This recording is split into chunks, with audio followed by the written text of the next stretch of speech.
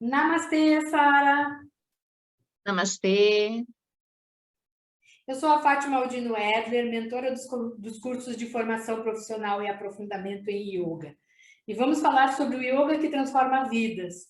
E hoje convidei a Sara Spengler, professora de yoga há 20 anos em Santa Catarina, para ela nos contar sobre a trajetória dela com o yoga. Seja muito bem-vinda, Sara. Namastê, obrigada, Fátima. Obrigada a todos que estiverem É verdade. nos ouvindo também.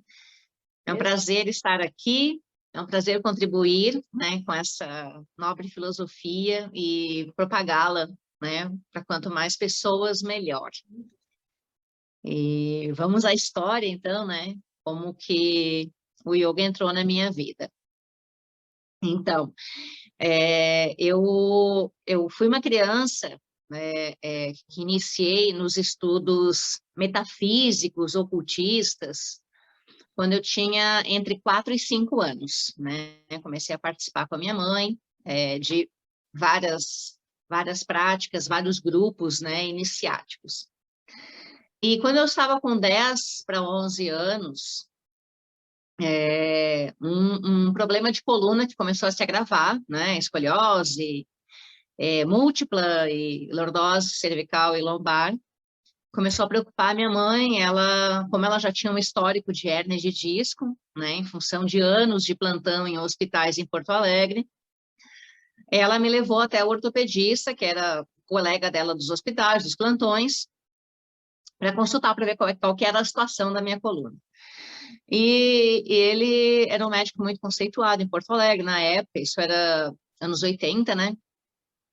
E aí ele, né, analisou os exames e falou: olha, você precisa levar essa menina para praticar yoga ou natação, né? Isso, a ideia dele era que eu desenvolvesse consciência corporal o quanto antes, para não gerar uma lesão mais grave. E a minha mãe não sabia nada do que era yoga, a gente não fazia a menor ideia, menor ideia. E aí ela: nossa, mas doutor Quintanilha, yoga, o que é, né? Ele disse: essa é uma filosofia indiana, que tem bastante coisa que vocês vão gostar, porque eu já sabia que minha mãe gostava desse universo oculto, né? Mas tem a questão corporal também, que vai ser bem importante, né? Ou natação, para desenvolver consciência corporal. E aí, na época, nós estávamos morando numa cidadezinha de interior, no Rio Grande do Sul, que fica a 80 quilômetros de Porto Alegre. E minha mãe: nossa, mas doutor Quintanilha, não tem nem piscina na cidade que a gente mora, que dirá piscina no clube, que dirá isso aí de yoga, né? Aí ele: vai ter que dar um jeito. E aí passou, né, passou algum tempo, não lembro quanto tempo que passou. Nessa época eu tinha 10 anos, isso foi no começo de 87.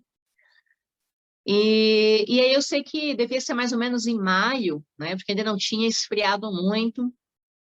E eu me lembro, nossa, eu estava descendo, o colégio que eu estudava, ele ficava assim numa ladeirinha, sabe? E eu estava descendo a ladeira para pegar o ônibus para ir para casa, saindo do colégio, e uma amiga da minha mãe me encontrou e falou assim: olha, você avisa a sua mãe que vem uma professora de yoga lá de São Leopoldo dar aula no clube. E aí você fala para ela que ela gosta dessas coisas diferentes. E eu falei: você está falando sério, yoga? Aí ela: sim, foi uma coisa muito assim, sabe? E eu cheguei em casa muito eufórica para almoçar. Falei: mãe, você não vai acreditar.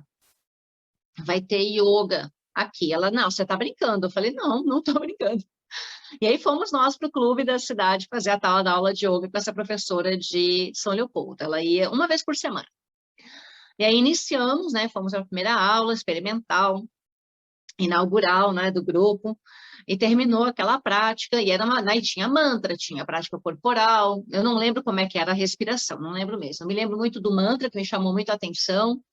Me lembro da prática corporal. Me lembro do exercício de relaxamento, que eu passei frio, que eu fui com roupa que eu usava no balé.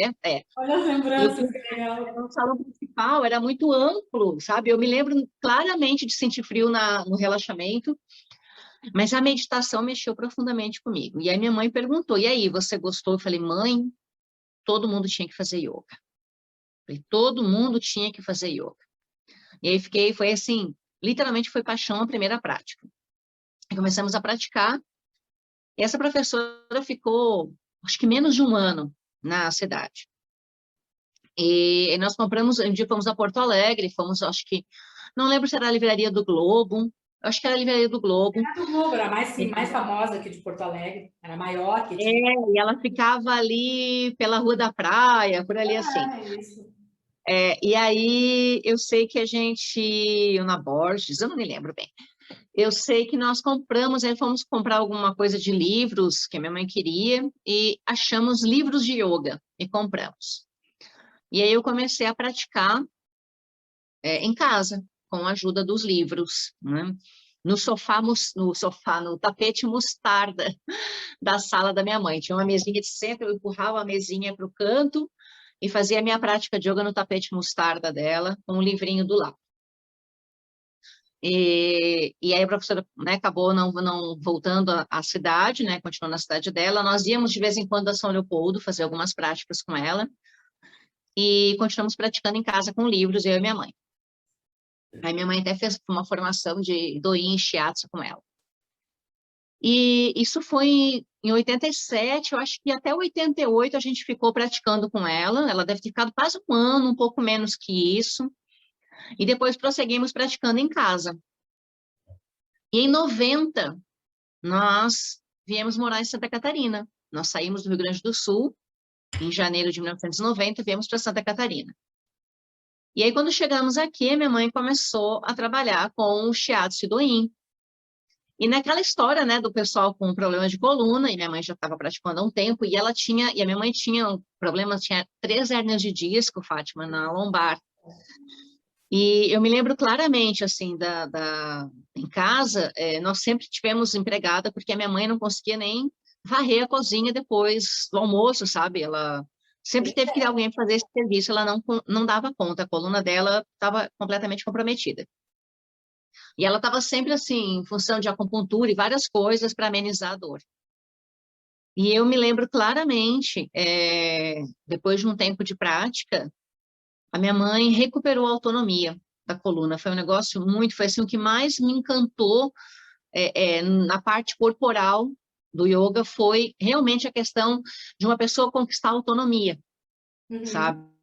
Claro. E até uns anos atrás, estava rolando aí nas redes sociais, eu acho que até no início da época do Facebook, um vídeo de um norte-americano, um sobrevivente de alguma guerra, que tinha ficado paraplégico, e o cara, isso nos Estados Unidos, né? Então, e aí algum amigo dele, que era professor de yoga, começou a fazer um treinamento de yoga com ele, e o cara, em pouco tempo, pouco mais de um ano, recuperou movimentos. Aí os meus alunos, eu já estava dando aula de yoga, meus alunos me perguntaram, ai, Sara, será que isso aqui é verdade? Eu falei, gente, olha, depois do que eu testemunhei com a minha mãe, eu acredito que seja plenamente verdade, sabe?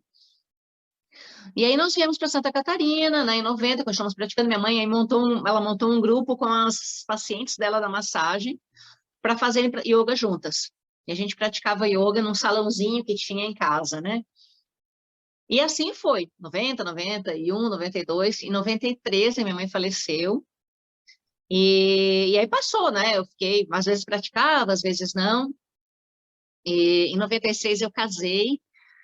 E aí eu lembro que eu acho que era 98, por aí, 99, 98, final de 98.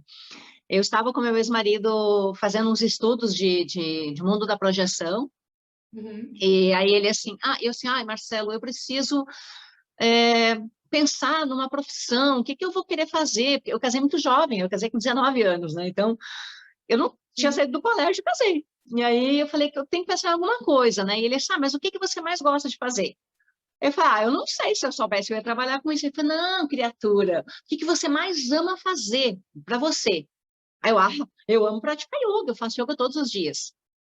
E ele me olhou assim, foi bem assim, Fátima, ele assim, mas por que você não dá aula então? Isso foi final de 98. Eu falei, ai, Marcelo, eu dar aula de yoga, imagina? Ele assim, Sara, você pratica yoga há mais de 10 anos? Eu falei, interessa, mas eu sou só uma praticante, tem que fazer curso. Imagina, curso deve ter só, sei lá, em São Paulo, eu falava para ele. Ele assim, não, tem que ter perto. E aí fiquei naquela, né? Fazia as minhas listas lá de projeções e aí eu colocava na lista assim, Fátima, quero atrair meios, modos e maneiras de fazer uma formação de yoga, fazer um curso profissionalizante, era um curso profissionalizante de yoga, assim que eu punha na lista. Ai, que legal, olha só. E aí eu lembro que em 99, meados de 99, uma amiga me ligou. Uhum, Eu tinha uma padaria de pães caseiros, e uhum. uma amiga ligou para nossa padaria e falou assim: ai, Sara, eu estou fazendo uma faxina na minha mãe e achei uma caixa de livros muito antigos e eu achei aqui um livro de yoga, você quer? Eu, Ah, claro que eu. quero voando. Então, eu fui até a casa dela buscar o tal do livro, né? E quando eu abro o livro, Fátima, ele tinha, assim, no final do livro, ele tinha endereços de escolas formadoras de professores em Porto Alegre. Eu fiquei, gente, não é Caiu a possível. ficha. Foi muito interessante. Meu irmão estava começando a trabalhar com coisas de informática. Eu falei, Felipe, procura para a Mana esses endereços, esses telefones, isso aqui ainda está, né? Ainda está, e os telefones que tem. E ele me conseguiu 3 telefones. Eu fui ligando, aí o último que eu liguei foi o que deu certo, que era a unidade de yoga da Vera Edler, Ai, da era sua da irmã. Vera. E aí nossa, liguei, entrei em contato e assim foi tudo. Sabe quando as coisas elas encaixam? Porque o que que aconteceu? Nesse processo, Fátima, nós fechamos a nossa padaria e o meu ex-marido foi trabalhar na área dele, que era administração, meu irmão na área dele, que era a parte de web designer, Uhum, e eu fiz um concurso público para o IBGE, para o censo de 2000. uhum, Eu nunca vou esquecer dos valores, tá? Eu liguei para Vera, o curso era final de semana, um final de semana por mês, e era assim, o meu salário no IBGE era R$ 450. E o curso, a mensalidade, era 320 ou 330. O meu salário dava para eu pagar o meu curso de yoga, a passagem de ônibus para Porto Alegre, uhum. a minha parte do aluguel da minha casa, né? O Sim. aluguel, energia elétrica, e o vale alimentação que eu recebia do IBGE, eu fazia as minhas compras de mercado. Eu passei um ano assim, né? O dinheiro era só para o curso. E aí eu comecei o curso, né? Um sábado, um final de semana por mês em Porto Alegre com a Vera. E eu não sei por que cargas d'água ela começou o curso conosco. E lá pelas tantas, no final do ano, ou final do ano, ou começo, janeiro, não lembro exatamente, aconteceu alguma coisa que você assumiu o curso. Você assumiu a turma. Então, quando as pessoas perguntam, Eu quem foi a tua já primeira professora? eu já Essa estava isso entre Porto Alegre e Pelotas, já estava. Uhum. eu lembro que era isso, você estava indo, acho que você estava mudando para Porto Alegre, eu não lembro bem, alguma coisa assim. E aí eu sempre falo, as pessoas, quem foi a tua primeira professora ou teu primeiro professor? Eu falei, eu tive duas, porque eu comecei a minha primeira formação com uma professora e terminei com a irmã dela, né? Então eu comecei com a Vera e terminei com a Fátima. E aí eu concluí o meu curso em março de 2001. É porque a escola era nossa, era das duas, né? Oi? A escola era nossa, era minha e dela. Exato, exatamente. E aí Uhum. eu concluí o meu curso em março de 2001 Uhum. na escola da Solange, em Cruz Alta. Isso, porque tinha que fazer a Os avaliação através de uma universidade. Exatamente. As minhas provas foram feitas na escola da Solange, em Cruz Alta, em março de 2001. Uhum. E dia 5 de junho de 2001 eu abri a minha escola, né? Assim, no peito e na raça, né? Mas é E assim, exatamente assim é que não tinha assim, eu não tinha um centavo e fui, vai dar tudo certo, né? E aí passou o tempo, né? O tempo foi passando, eu sei que chegou em 2005, aí você tinha começado uma nova formação em Porto Alegre, já no teu espaço, uhum. na Barão do Amazonas, Isso. né? Que é até hoje. E, e aí eu levei para fazer essa formação, eu repeti a formação com você e eu levei 2 alunos meus que eram alunos de yoga, estavam super engajados, né, com o yoga, que era a Márcia e o Rodrigo, e eles dão aula até hoje. A Márcia mora hoje em Jaraguá do Sul, que fica mais ao norte de Santa Catarina, e o Rodrigo dá aula num espaço no Mato Grosso do Sul. Falei com ele essa semana. É mesmo? Nós vamos fazer um podcast também. Que legal.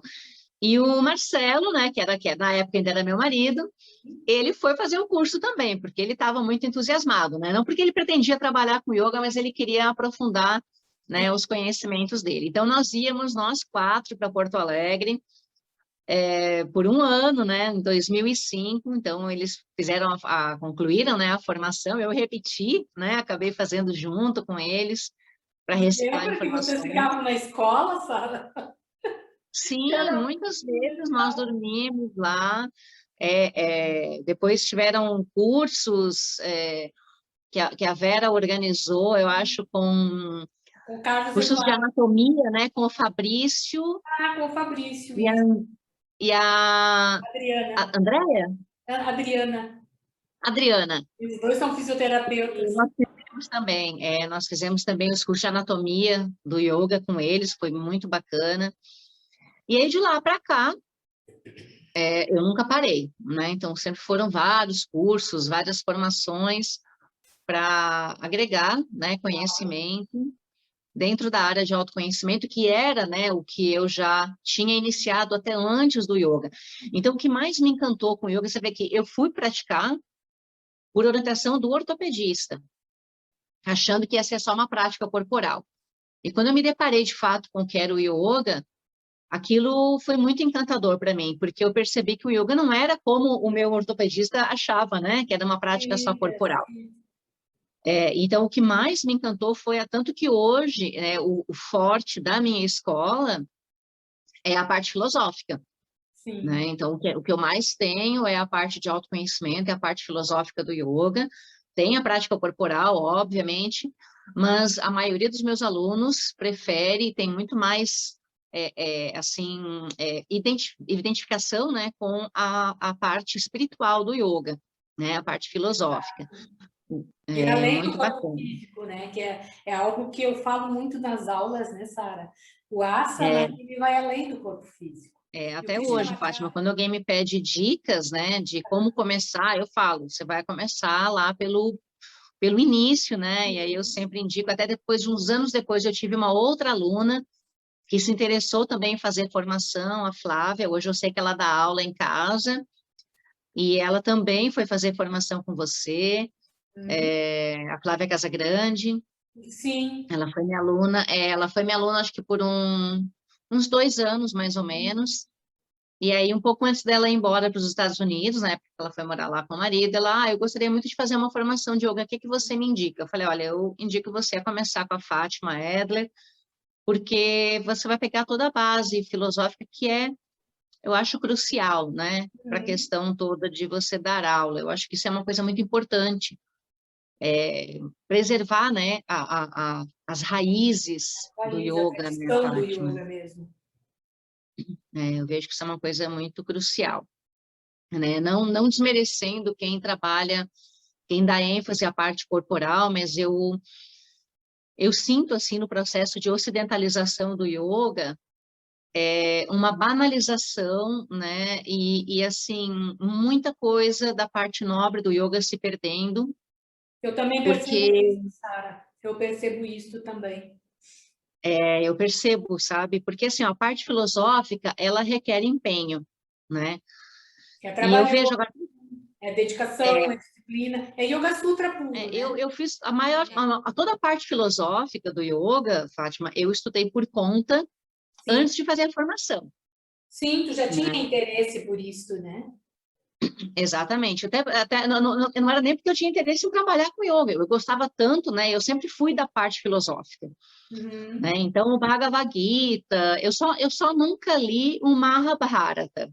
Eu tenho A muita vontade de Mahabharata é um ler. pouco maior. Mas tu É, sabe, é, Sara, que tem o filme do Mahabharata? eu nunca Na acessei. escola é maravilhoso, que daí as pessoas conseguem entender, porque Bhagavad Gita é um pedacinho do É, Mahabharata. Então, é Eu bem já dei umas interessante. pinceladas em alguns textos falando sobre o Mahabharata, né, enfim. E nessas pesquisas, nessas andanças, né, agora já são, eu comecei em maio de 87, são 38 anos. 38, É que em 30, 80, é 80, 38, porque 87, 34, fiz 34 anos esse ano de yoga. assim, tu de yoga, né? 34. De prática, né? De prática de yoga, 34 anos, né? E a parte de estudos de autoconhecimento, a parte de filosofias comparadas e o mundo oculto, né? Sim. Nós começamos a estudar, eu e minha mãe, eu não sabia ler. Minha mãe lia para mim, me explicava, ela estava grávida do meu irmão. Isso foi meados de agosto, setembro de Uhum. 81, antes de eu Bem completar tempo, 5 né, anos. cara? Muito É, tempo. Ela eu me lê. lembro da gente deitadinha na cama dela e ela lendo os livros e me explicando, né, o que que aquilo significava, né? Então, é um universo que me encanta muito, né? Sempre me encantou. Hoje, né, além do yoga, tem toda a parte de orientação, né, a parte de orientação espiritual, que é uma coisa que eu comecei a estudar isso por conta de um histórico de sensitividade, né? Então, foi muito interessante, assim, o trajeto. O yoga, ele é muito encantador, né? A gama de técnicas, eu costumo dizer, eu falo isso muito para as pessoas que me procuram. Vamos imaginar que o autoconhecimento, né, o processo espiritual, seja um grande castelo. Uhum. E eu sempre digo, o yoga, ele é aquele grande portal de entrada do castelo, né? Ele é Uhum. aquela porta de entrada, ele é aquele hall principal do castelo, Uhum. e ele é o mapa para você desvendar o castelo. Então, o yoga, ele nos permite entrar nesse castelo da espiritualidade e ter um mapa para desvendar, né, esses caminhos. Essa é uma das analogias que eu gosto muito, e a outra é aquela de chegar ao topo da montanha, né? O topo da montanha é Deus, Uhum. e aí tem vários caminhos, né? E aí o pessoal me pergunta, Sara, o yoga é um caminho? Eu falo, não, porque se o yoga fosse um caminho, ele seria uma coisa única, e o yoga é uma ferramenta que você pode utilizar em todos os caminhos. Por isso que ele não tem a coisa do cunho religioso, né, Fátima? Não tem religioso, só o espiritual. Então, o yoga, ele é assim, eu digo, o yoga é o seguinte, se você resolver subir fazendo um rapel, o yoga é a corda. Se Sim. você resolver subir pelo mato, o yoga é o facão que faz com que você desbrave o mato, né? Uhum. O cajado que te ajuda, né, a te apoiar para subir, né? Então, o yoga, ele é uma técnica tão poderosa, tão, assim, incrível, que independente do caminho, né, do segmento religioso ou filosófico que a pessoa escolhe para trilhar a jornada espiritual, Uhum. o yoga se adequa a qualquer jornada que ela escolher. Ele constitui um conjunto de técnicas tão incríveis e eu chamo ele de acelerador evolutivo, Sim. sabe? Como Eu base, chamo né? de acelerador. Base para qualquer outra. Porque tem os É, princípios básicos éticos que servem para qualquer escola, para qualquer época, para qualquer sociedade. Então, exato. já é o ponto fundamental do yoga. O Dharma. O Dharma de cada um segue o seu, Exato. mas o yoga está lá como base. É. É bem Não é à interessante. toa que está aí, sei lá, a gente não tem muita certeza, mas eu estimo que seja em torno de 6.000 anos, né, Fátima?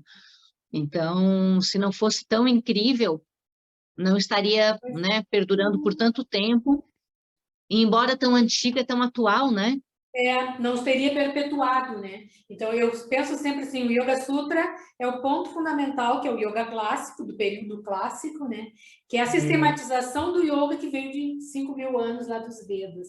Então, não tem, ele É, tem uma base muito profunda. E essa é, sistematização, na minha opinião, né, Sara? Tu estava falando assim, banalização do yoga e tudo, mas o Yoga Sutra, ele precisava ser estudado e passado por todos os professores de yoga. eu também acho. E Sabe não que nesse tempo acontece isso, todo, Sara. Tem muitos cursos que nem é, passam pelo Yoga Sutra. é, nesses anos todos, uma coisa que eu percebi é que, assim, deveria ser, sabe, eu acho, né? Eu, particularmente, minha opinião, particular. E a gente tem que deixar as pessoas livres como quiserem seguir o caminho. Mas assim, as pessoas perguntam, Sara, você está dando aula de yoga há 20 anos, pratica mais de 30, por que você não tem formação? Eu digo, eu não me sinto preparada para isso. Até porque, Então, sabem. Fundamentais. Bom, os yamas estão dentro, né, do Yoga Sutra, então... Estão dentro. É a base do yoga. Na verdade, a base, por isso né? eu digo que o Yoga Sutra é principal. Tá lá dentro, mas aquela coisa de E destrinchar, né?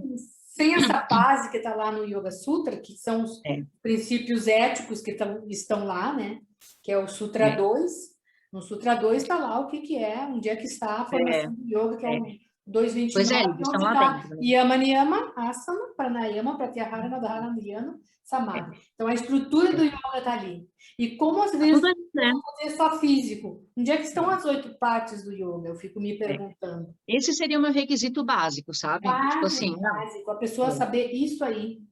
E daí saber, por exemplo, quais são os impedimentos, o que a pessoa precisa se trabalhar melhor, o autoconhecimento, o desenvolvimento. exatamente. Daí está lá no primeiro pada, né? Que é o caminho do yoga. Que tem coisas que nos impedem, não adianta. E daí quem tem que ser forte o suficiente para me disciplinar e fazer sou eu. Né? É a pessoa que se dispôs a fazer o curso. Então eu não já vi. não Eu já posso exigir isso presenciei. da pessoa. A pessoa é que tem que querer, né? E essa coisa da pessoa, comecei a praticar yoga, me apaixonei pelo yoga, e aí a pessoa sabe, está praticando há poucos meses e vai lá e faz uma formação. Eu já vi, já experienciei histórias, já vivi na pele, né? Já fui, assim, coadjuvante nesse processo, de uma pessoa sem escopo, né? De conhecimento, de prática de yoga, assim, a parte filosófica, né? Os sutras, preceito ético em si, né? Ela não tem o processo de visão, de clareza, e ela realmente não tem o senso de responsabilidade espiritual. Então, é aquela coisa ocidental do tipo, isso é uma competição. Ao passo que quando uma pessoa pratica yoga por muito tempo, Fátima, e ela tem a parte do conhecimento filosófico, é mais ou menos o que você falou, aquilo vai entrando dentro dela e é o autoconhecimento, né? Então, vai moldando o caráter dela, vai aprimorando o caráter dela. E aí chega um certo ponto de prática que ela se converte num ser inofensivo dentro do princípio ético. Então, ela é incapaz de fazer qualquer coisa antiética. Porque você pode ver que às vezes a pessoa pratica muito tempo, mas ela só faz a prática. Ela só está no asana. Ela não estudou a parte filosófica. A ideia que as pessoas têm de que yoga é asana. E que eu tiro totalmente essa ideia das pessoas, sabe? Essa é a parte da ocidentalização que me preocupa. Asana é um pedacinho do yoga que te prepara para poder sentar e meditar. Se não meditar e não conseguir esses estados mais profundos e a sua essência, a pessoa não fez yoga. Sem meditação não vai ser yoga nunca. Exatamente. Se a pessoa não fizer um esforço para isso, não vai adiante. É o conjunto, né? Se a gente vai pegar lá as raízes do yoga, né? Então, o que nós temos? O mantra, né? Que é aquela introdução. Então, mantra significa instrumento da mente. Isso. Então, o mantra, ele prepara, né, o veículo mental do indivíduo para aquela vivência. Né? E eu vejo professores de yoga tirando o mantra porque os alunos têm vergonha no início de cantar. Mas é papel do professor desmistificar. Claro. E não, eles tiram. Então, quer dizer, olha só, ele já perdeu a característica, né, da essência do yoga quando ele tira uma parte. Né? Então, o pranayama, né, o pranayama é a conexão com o prana. O prana é o sopro cósmico, é a chispa divina, né, presente aqui no ar que nós respiramos. Então, se você tira o pranayama, você tira essa pré-meditação, essa conexão divina do indivíduo. Né? E se você deixar só o asana sem essas partes anteriores, ele é meramente uma atividade física. Então, ele não é um asana. Atividade física, mais nada. Pode fazer ginástica olímpica com a prática do yoga. E aí, o que você tem lá no final? Você tem um yoga nidra, que é para, né, acalmar os teus sentidos, e aí você tem uma prática de meditação. Né?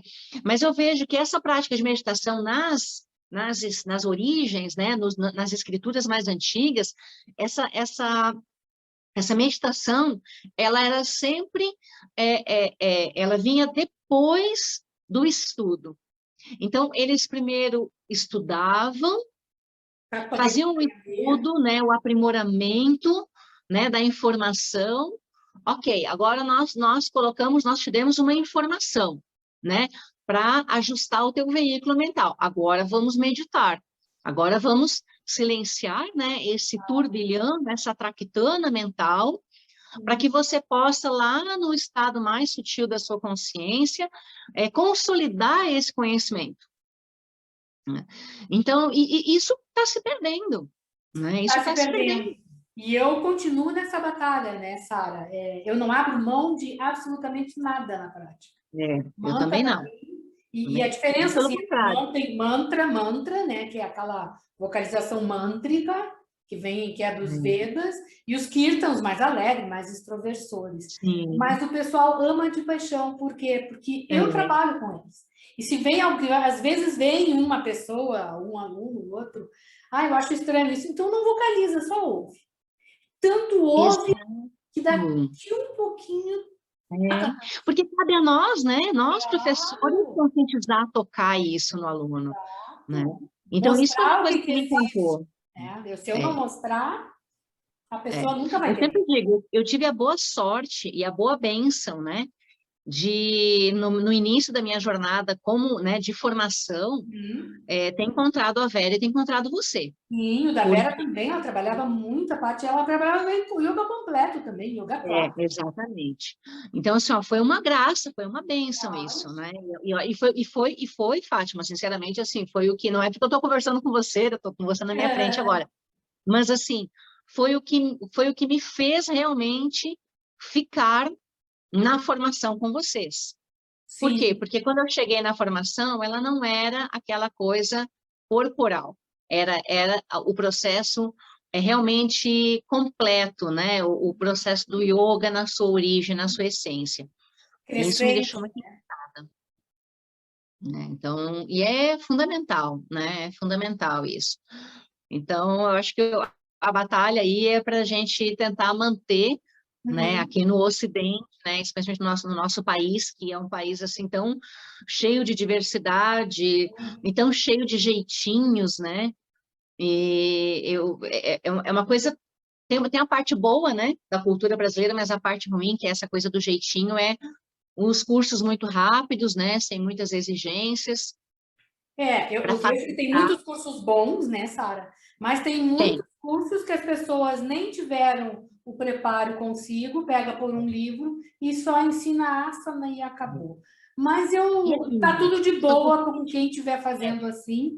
E aí o que que ocorre, né, Sara? Os cursos se tornam mais baratinhos, mais acessíveis, mas não exatamente, tem a esse é o base. ponto. O meu curso, todo mundo sabe, não é um curso que seja barato. Não tem É, como ser, porque a dedicação é muito intensa, né? Eu imagina. não paro de estudar nunca, né, Sara?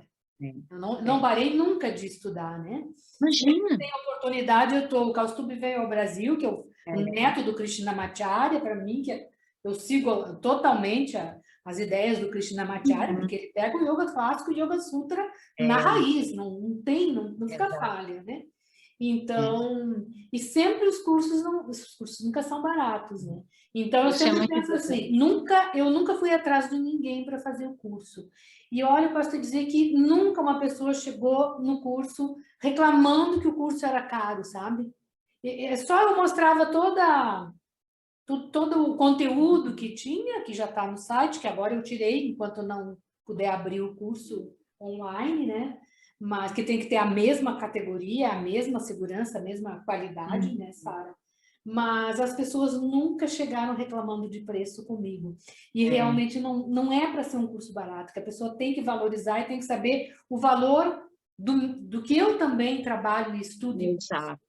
que eu Cabe a ofereço. nós também conscientizar isso nas pessoas, né, Fátima? Eu tenho Então, isso pela minha escola, e né? daí é Então, aquilo, né? O baratinho sai caro, né? Depois a pessoa tem que fazer outro. hoje aqui na minha cidade, quando eu comecei, tinha uma senhorinha que Uhum. dava aula de yoga, assim, misturado com várias outras atividades, e eu fui a primeira pessoa a abrir uma escola de yoga em Araranguá. Yoga e E yoga, hoje né? Coisas. não tinha, né? Imagina, em 2001, né? Araranguá é uma cidade pequenininha. Sim. Hoje tem vários professores, eu acho que uns 5 ou 6. Uhum. Então, tem muita gente que cobra metade do que eu cobro na mensalidade, Uhum. né? Esses dias uma das minhas alunas falou assim, Pro, isso é muito injusto, porque o que acontece? A pessoa liga para cá, aí ela está comparando o preço, mas ela não sabe. Daí isso uma aluna me pegando no meu pé, que ela falando que eu precisava fazer mais coisas em rede social, né, alimentar mais no Instagram, eu não gosto muito disso. E ela assim, você precisa fazer isso, porque as pessoas não sabem como é que é a nossa escola, elas não têm Uhum. consciência da quantidade de conteúdo que a gente aprende aqui. Aí ela vê o preço, ela vai lá e faz um yoga mequetrefe, porque é a metade do preço, não gosta e nunca mais experimenta o yoga. Aí ela deixa de vivenciar o yoga de verdade. E Eu me aí, sinto, sabe assim, como é que eu a me pessoa sinto? Eu me sinto aqueles satgurus lá da Índia antiga, sabe? Lá quietinha no quietinho meu no seu canto, ashram. exatamente. Eu estou lá quieta no meu canto, no meu ashram. O discípulo, quando sente, né, a chama encandecer o seu Ele coração, vem, e vai lá me procurar. ele vem. Aham. Eu sempre tive isso, eu nunca divulguei a escola. Mas aí as minhas alunas, que são mais ligadas nessa coisa de rede social, começaram a pegar muito no meu pé. Eu ainda estou avaliando, né? Eu ainda estou avaliando isso, se eu vou adentrar nesse campo mesmo ou não. Mas talvez alimentar, talvez criar algum tipo de material digital, alguma coisa assim, para explicar como é que a gente funciona, né, na O escola. site, Sara, eu acho que o site é bem teu. Eu sempre tive É, site, o Face eu deixei muito tempo de lado, agora que eu estou voltando. O YouTube também, agora eu estou colocando as divulgações, sim. porque o curso online, qual é o meu objetivo com o yoga que transforma vidas, né, Sara? É acessar o Uhum, máximo de pessoas possíveis, mesmo que ela more numa cidadezinha no interior do Nordeste, né? Então, o que que eu uhum. preciso com isso? Eu preciso que as pessoas saibam que eu existo e que podem fazer. É, Mas eu não é, vou atrás de ninguém, a pessoa vai vir e vai é. conhecer, opa, isso aqui é o que eu quero. Então, tá, eu O faço a que está divulgação, por exemplo, precisando é do nosso podcast, né? Esse é o isso. objetivo nosso aqui, Sim, yoga que transforma é. vidas.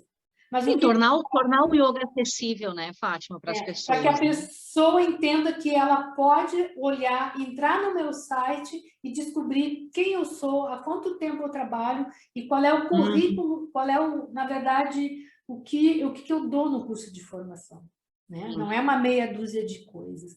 Então, só que isso não adianta, o mundo digital, ele exige isso, né? É, Então, o que que é. eu faço? Eu não faço propaganda, tipo, venha fazer aula, minha aula É. custa tanto. Não faço nada disso. Vou falar do teu trabalho, né? Eu tô começando a considerar, depois que eu vi a Monja Coen fazendo, né, com o Instagram, né, e E, divulgando os cursos dela nas redes sociais, eu falei, de forma opa, séria, sabe? é, Séria, tranquila. E aí, quem vai procurar é quem tiver interesse e uhum, comprometimento, que é o ponto fundamental. Se a pessoa é, estiver comprometida, primeiro com ela e depois com a própria filosofia que ela procura, é uma questão bem diferenciada, né, Sara? Então, eu faz voltei para sentido. o Face, né? E agora Uhum, YouTube, e daí o Instagram eu ponho uns pedacinhos assim. Por exemplo, agora a uhum, gente faz, daí eu faço umas partiçõezinhas e tu sim, pode pegar, digamos, do YouTube, tu também passar para o teu Face, uhum, compartilha no teu Face. Mas eu faço assim, eu faço para que para que as pessoas conheçam o yoga, descubram o yoga, descubram se é, elas querem se transformar ou não, né? exato. Então, se ela realmente É, tem quiser que se tornar acessível. autoconhecer, é outra história, né? Coisas, mas tens Uhum. alguma coisa mais para complementar? Ou Eu acho ainda. que hoje, nesse momento, é isso, né? Eu sempre falo, o yoga ele é um caminho incrível, maravilhoso, e penso que a primeira frase que me veio à mente quando eu fiz a primeira prática, né? Todo mundo deveria fazer yoga, Sim, isso ali né? foi fantástico. Mas Já. foi assim, minha mãe perguntou, né? A gente terminou a meditação, né? Terminou a prática, daí a mulherada foi conversar com a professora. Eu era a única criança, né, no grupo naquele dia. E na hora, minha mãe perguntou, daí, você gostou? Eu falei, mãe, todo mundo tinha que fazer yoga. É incrível isso aqui. Olha aí como é incrível a capacidade de captar tudo de bom, né? É. Foi Eu muito. estava estudando já há bastante tempo, né, a parte toda filosófica, aquilo foi muito encantador para mim. E eu continuo pensando assim, né, quanto mais eu mergulho no yoga, Fátima, e quanto mais eu dou aula, quanto mais eu conheço as pessoas, Uhum, quanto mais eu vejo os resultados. E aí, assim, nesses 20 anos, eu já tive aluno paraplégico, uhum, eu já tive aluno com síndrome de Down, uhum. eu tenho uma aluna que é surda, eu nunca tive aluno cego, Nós tá? tivemos 2 irmãos que têm problema de cegueira, de família. É, Ai, que guris cego eu maravilhosos. nunca Tu tive manda na escola, mensagem, eles te respondem tudo. mas surdo sim, São né? fantásticos. É. Então, assim, eu já tive alunos pequenininhos, né? Começando yoga com 3, 4 anos de idade. Uhum, Eu já tive alunos praticando comigo com 80 e poucos anos. Hoje, eu tenho uma aluna que tem uhum, 83 anos, uhum. né? Então, agora com a pandemia, ela virou uma aluna sazonal, porque ela acabou se mudando, ela está morando em outra cidade, e ela vem de vez em quando para Araranguá. Até essa semana agora ela vai estar aqui, me mandou uma mensagem ontem, falou Uhum. assim, "Prof, querida, morrendo de saudades, essa Ai, semana eu vou estar em Araranguá, vamos fazer aula?" Que ela sabe que que eu estou muito cuidadosa, que eu não saio, que eu não interajo com ninguém. Aí eu assim, vamos fazer. Então, marcamos todos os dias às 11 da manhã para ela fazer um intensivo de yoga. claro. E ela tem 80 e poucos anos. Eu já atendi alunos com o que você imaginar de doenças. Eu já tive alunos cardíacos indicados pelo cardiologista para prática de yoga. Pessoas que tiveram melhoras consideráveis, Fátima, em N patologias, tá? Então, assim, o yoga, ele é uma coisa é sensacional, sabe? Então, É uma a pessoa fonte tem de. dificuldade, pratique, tá? Agora tá tão fácil, né? Yoga online. E aí, esses dias, a gente estava numa aula de yoga, eu sempre tenho um meu notebook, sempre está na sala. Uhum. E alguém falou assim, nossa, Pro, agora só online, né? Alguém perguntou, mas tinha uma aluna nova, né? Começando. Aí uma das minhas alunas veteranas falou assim, mas você não sabe, nós temos aluno por Skype aqui nessa escola Uhum. desde 2006. Eu tenho Skype Sim, tu já dá desde 2000, aula pelo Skype desde. Porque o Skype é muito antigo, desde é bem 2006. antigo. É, por quê? Porque alunos que começaram a praticar comigo, Fátima, e foram embora, mudaram da cidade, foram para outras cidades praticar, não gostaram Uhum. e me ligaram. Sara, pelo amor de Deus, eu não vou ficar sem a minha aula, eu quero continuar praticando contigo. Eu falei, mas como? Ah, vamos fazer virtual. Estava surgindo o Skype na época, a Uhum. pessoa foi lá, encaixou tudo. Então, desde 2006 eu tenho alunos via Skype, né? Então, Hoje eu tenho, é uma fonte maravilhosa que tu pode acessar a é, qualquer eu horário. tenho alunos em São Paulo, eu tenho alunos que moram na Inglaterra, eu Sim, tenho alunos que moram na Itália, e, e é né, isso. O mundo é gigante, né? O mundo virtual. é, é muito Tem interessante, né? que Então, agradecer por isso, né? tudo está muito acessível, né? Acessível. Deixa uma mensagem para nós, Sara. Na verdade, para as pessoas que não conhecem o yoga ou para quem já conhece e que tu queira dar uma mensagem. Ai, meu Deus, nossa, eu acho que o que eu poderia dizer que seja muito incrível?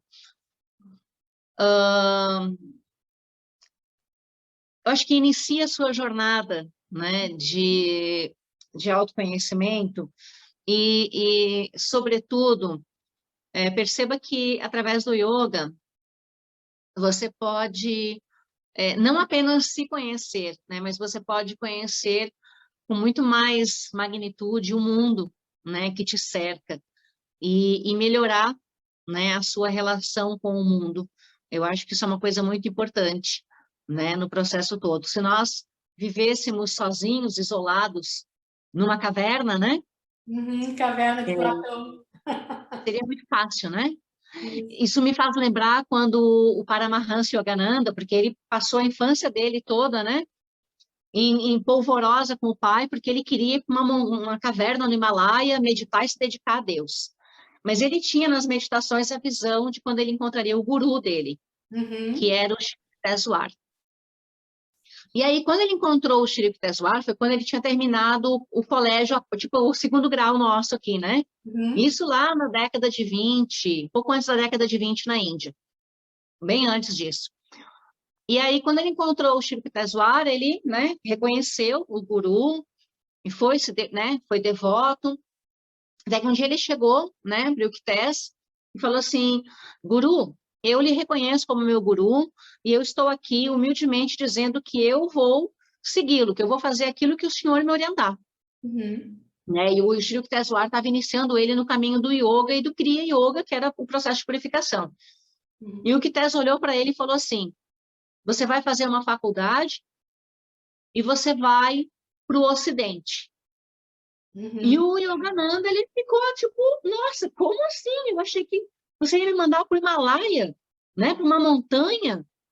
E ele falou, não, se devotar a Deus numa montanha sozinho é muito fácil. É fácil. Eu quero que você se devote a Deus no meio do vulco-vulco. Né? Ele passou muito trabalho nos Estados Unidos. Ele foi bem aceito, mas depois ele foi rejeitado, né? A história dele. Ele foi perseguido, né? Então, a história dele é uma história muito bonita, né? E ali ele mostrou que é ali, naquele processo de perseguição, de rejeição, todo mestre ascenso passou por isso, né? Todos eles tiveram seu momento de perseguição. Ele falou assim, ó, esse é o momento que você vai despertar o amor real, esse é o momento que você vai realmente provar a sua conexão divina, né? E quem você realmente é, né? A sua conexão, a sua compaixão, o seu amor, né? Não só porque você está buscando um caminho espiritual, mas porque você está buscando um caminho de paz interior. Né? Então, acho que isso é uma coisa muito importante. O que a gente está buscando hoje em dia é essa paz, né? Principalmente nesse momento de pandemia, onde tudo é tão incerto, né? É verdade. Então, como é que nós vamos nos manter em paz nesse momento? Como é que nós vamos preservar essa paz? Né? Com tantas coisas acontecendo, com tantos desafios, né? Tantas intempéries, né? Ocorrendo à nossa volta. Como que a gente vai se manter em estado de paz, de amor, de bondade, de compaixão, né, diante disso tudo? Então, eu vejo o yoga como uma ferramenta muito poderosa para promover isso em todo indivíduo. Né? Então, busque o yoga e busque a sua conexão divina, ela está aqui no mundo, né, na relação com o mundo. Está disponível para nós, né? Só querer, só se comprometer. Bela mensagem, muito, muito linda, muito forte, porque Yogananda foi um exemplo, né? Então, é isso, minha querida, muito obrigada pela tua colaboração. Eu que agradeço. Om Namah Shivaya para nós. Om Namah Shivaya. Om Shanti. Om né? Shanti, eu gosto muito esse é o nosso encerramento, né, da prática, é o Om Shanti. Eu sempre falo que a gente consiga se converter num veículo de paz no mundo. Né? Então, Shanti, é isso. Né? Shanti, né? Paz. Então, que nós sejamos um veículo de paz nesse mundo. A maioria dos mantras, eles terminam com Shanti, né? O decreto de paz, né? Que você se converta num decreto de paz. Né? Com paz. Eu acho muito, muito importante nesse momento, né? Especialmente agora. Muito obrigada, Fátima, por essa grande conversa, grande bate-papo. E a oportunidade de contribuir um pouco mais. Né, muito feliz em